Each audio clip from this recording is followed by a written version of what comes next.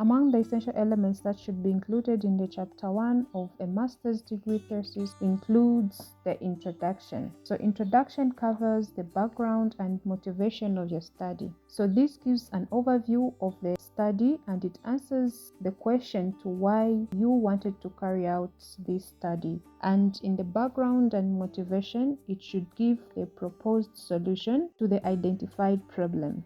So in the background, you identify the gap in the research that need to be addressed and then you give the proposed solutions. So in the background, you justify your study and you come up with the research gap and then you look at the aim.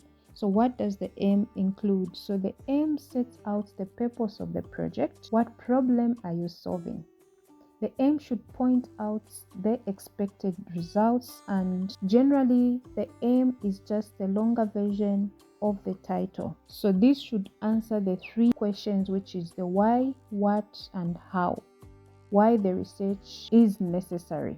So this is where you bring out the problem statement and then how will you solve the problem. So these should be done in a sentence or up to just 3 sentences, but for a master's, a sentence or 2 is enough for the aim. Objectives. So the objectives, these are the steps that you will take to answer to your aim. So you are answering the research question. The steps that you're going to take are the objectives. The objectives should include at least an action verb, which is study, investigate, examine, research, etc. So for example, with this objective, the objective is to study and design the mathematical model of the VSM for a 3-phase inverter that should be able to manage the frequency and voltage variation in islanded microgrid with increased inertial response by using blah blah blah blah blah blah.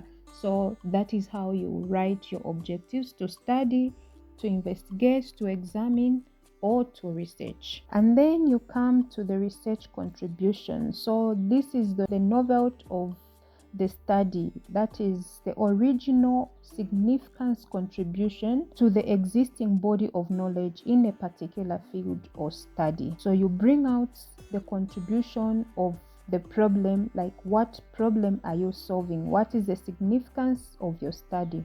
So the research contribution is the original and significant contribution to the existing body of knowledge in a particular field of study. If you have any publications that you've done in relation to this study or to this same topic, you have to include them in your chapter 1 as an element for chapter 1, that is publications. For example, the publication from this work includes, and then you state the contribution that has been done in relation to the topic. These are your publications that have been done in relation to your study or to the projects that you are carrying out. For example, the publication from this work includes, so this is the example of one of the publications, and this second example. So this is how you write the publication.